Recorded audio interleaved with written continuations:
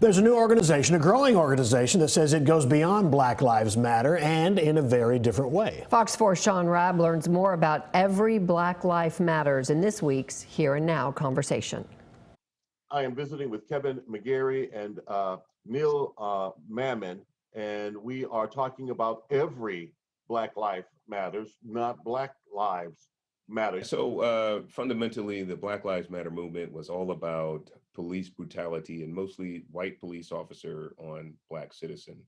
That is a very, very narrow focus for any group because that doesn't encompass the real plight, the real issues that your average Black life would have to endure. So we're here because we have a holistic view of Black life. We believe from conception to the grave and every phase of life in between, there are various areas of plight that organizations like ours need to address. Talk about some of that plight. So one of the issues is how do we stop that fatherlessness in the African American community? Well, one of the things, we don't reward people for not having a father in the home. The different parties have actually focused on the African American community to target them for welfare.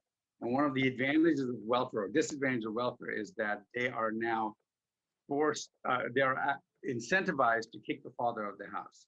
So as a result of that, we see that almost 73% of African American families have no father in the home. One way to solve it is actually say, look, if there is a father in the home, especially if you're married, we're going to actually give you more money than if there's no father in the home. What are some other issues that Every Black Life Matter has taken up? Critical race theory is probably the most racist thing. And the end result of critical race theory is that it will hurt Black and brown communities more than it would hurt white communities. We don't want people to think that, look, this is that you're born racist and you can't change your stripes and so you're stuck that way. And we don't want white people to think that that they're opposed to brown people and Black people. I mean, come on, what's the worst thing you can do? It just counteracts everything that Martin Luther King Jr. would have said. Black and brown communities are really being handcuffed to the public school systems that are underperforming and in a lot of cases are turning out graduates with a 17% proficiency in math and English skills. So we need the ability to have competition. We need parental choice, school choice, vouchers, charter schools, all homeschool networks. We need all the platforms available because it's been proven that if we can increase the educational level of Blacks, we can actually significantly decrease poverty and crime within these highly urbanized, concentrated communities.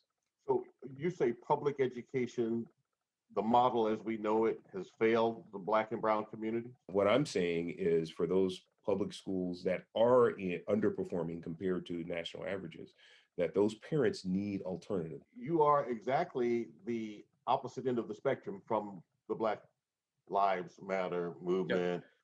What kind of opposition do you get to your message, or have you experienced that? The reality is we're not getting any pushback.